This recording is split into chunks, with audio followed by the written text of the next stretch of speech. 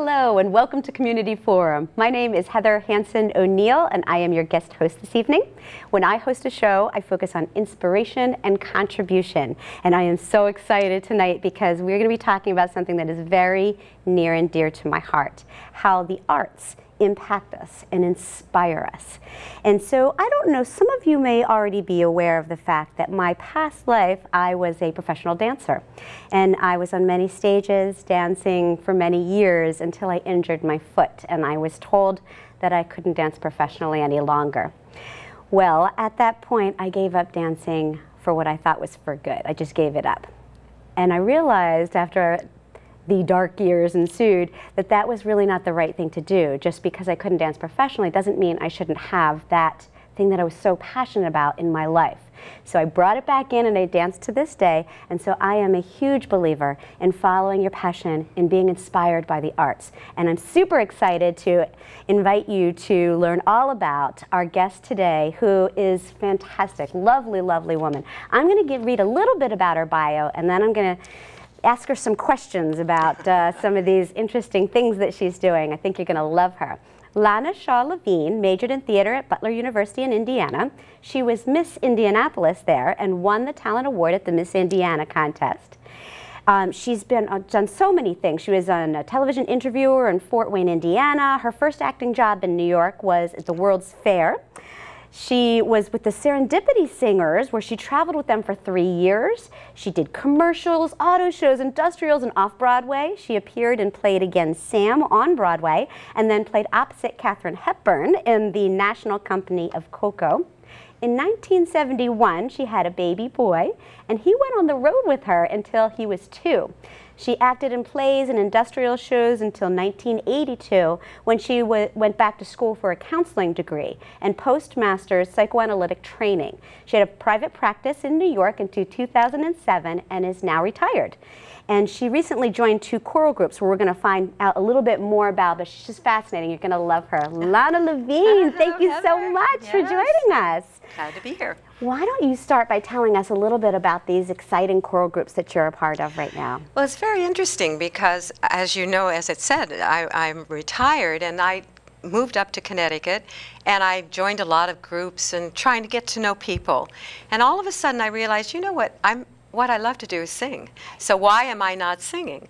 So I joined the Connecticut Choral Society, which meets here in Connecticut, and then also another choral group, which is called the Adesso Choral Group. The Connecticut Choral Society has 80 members, although we just did a concert with 150, which we'll talk about later, and the Adesso has 7 singers. Oh, wow. So from being part of a huge group to being part of a very small group, that's where I am. Oh, wow, that must be a lot of fun. Well, I had never sung, actually, I never sang classical music. I always did Broadway or jazz or that kind of thing. Yes. So it was a very new experience for me, but it's been fabulous. It's just been fabulous. Well, I need you to tell our viewers about the story that you were telling me earlier with you just had this C. Tell us about the recent performance. The Sea Symphony by Ralph Vaughan Williams.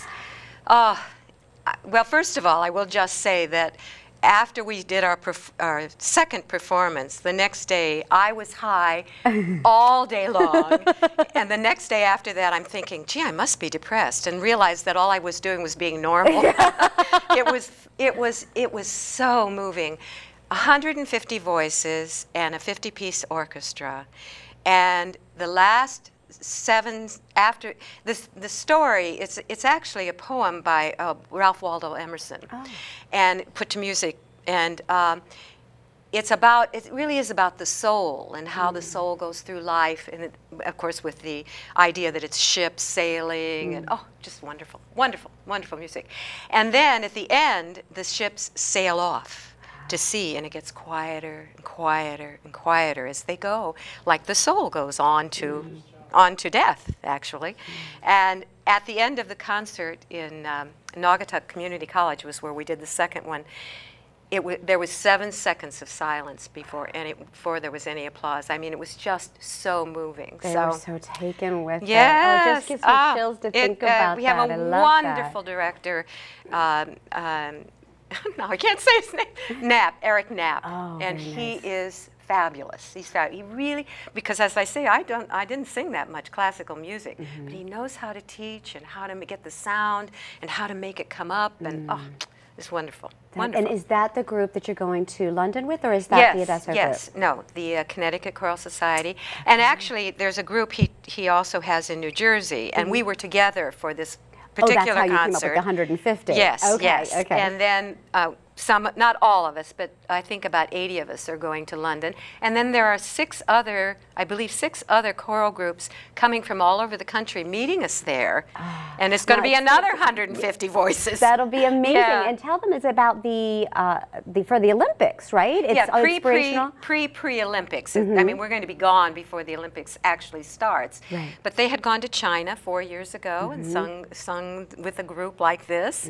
Nice. And then we're doing this. So I'm very excited. Oh, I bet. And that's what I'm talking about, how it ties in with inspiration. Yes, yes. It really does. And also the contribution part as well. It ties in with that, because you were telling me that there's something going on, a benefit. Oh, yes. In November, they're doing a benefit for runaway homeless young people in New York at the Beacon Theater in New York City. That will be and that will just be our group. It'll be just our voices, and I believe a smaller orchestra, but a very wonderful thing to do, you know, as a benefit. And then we're doing a Christmas concert in December. We do 2 concerts in December, and of course we have another big concert in May.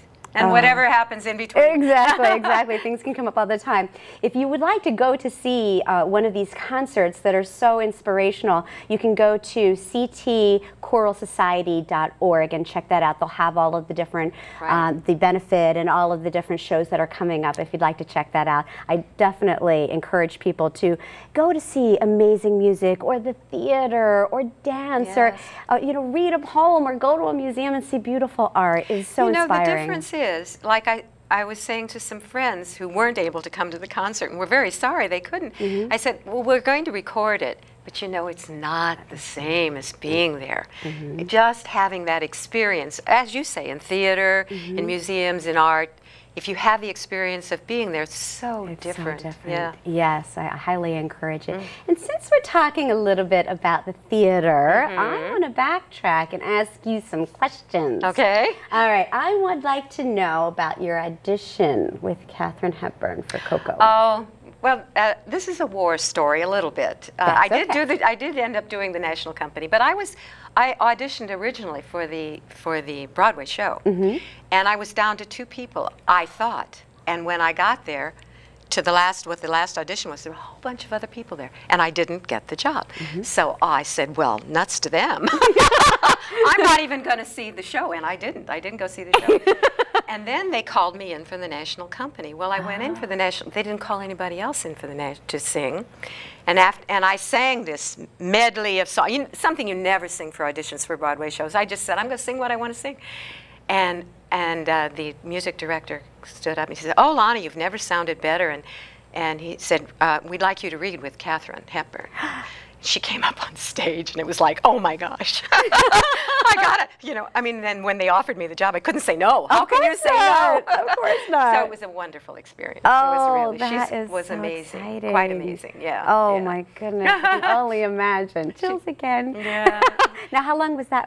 That was a 6-month, wow. 6-month tour. Wonderful. Yeah. And see, you know what's interesting about this story for me is that you chose to do the piece that spoke to you, that you loved. It's not traditionally what you would do at an audition, but they said it's the best you've ever sounded because you did what you wanted to do, what spoke to you. And I had my own feelings that were in the song. Yes, that's so important. Yes. Wow.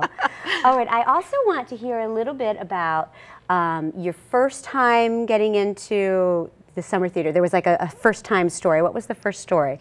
Oh, this was after high school, and my very first summer theater it wasn't Equity, it wasn't Union, but my very first summer theater job, and I auditioned, and they in the show Showboat, the little girl Kim grows up. Actually, they usually cut it because it's too long. The show is too long, so I got the part, and I was thrilled. My first audition, my first show, I got the part of Kim. She had her own song at the end.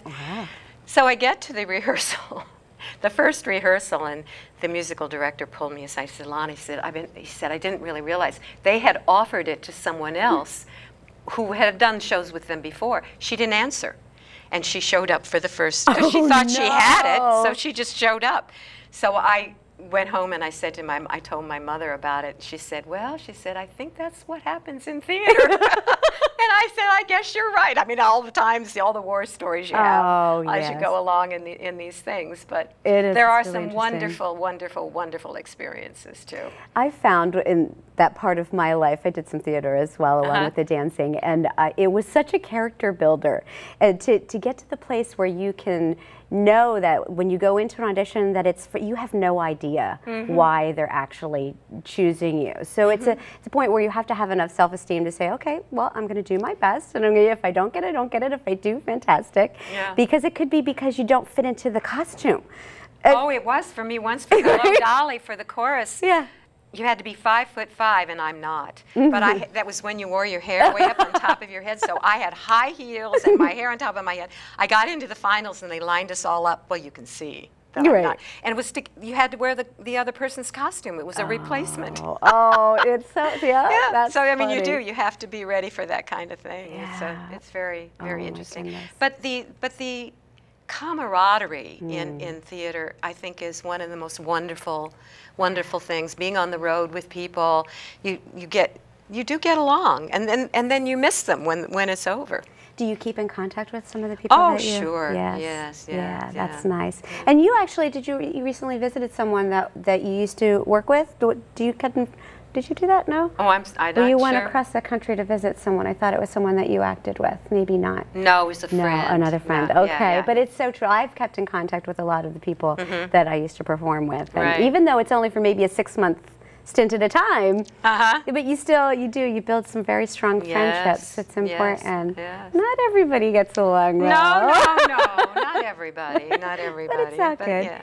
You know how I feel about regret and about following dreams so that you don't have to have regret. Right. And I'd like you to tell us the story about the woman that helped you to not have regret about the theater. Yes, so I was, this was after college, and I was, before we came to New York, and I was doing community theater in Fort Wayne, Indiana, and we were doing, I don't remember the name of the show, actually, but the woman who was the lead was wonderful. She was really good. And then she said at the cast party, she said, well, if I hadn't had children and a husband, I would have been in New York and I would have made it. And I said, you know what? I can't have that happen.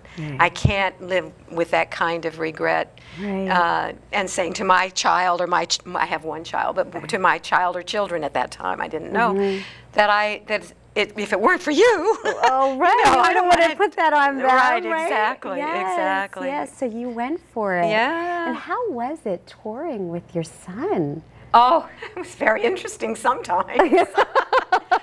One time in we had to get to Atlantic City, or Atlanta, I think it was Atlanta, and flew down there, and he had a sore throat. And I thought, we're going to be on the road for 6 weeks.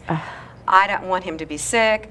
So I get down there about 8 o'clock and go to the emergency room in Atlanta on a Saturday night. I mean, what was going on? Well, by the time because he wasn't really bad sick, by the time they got to him, he was feeling better. And it was midnight, and we went home. Oh no, that's hysterical. But it was good, and people were very kind and very good about.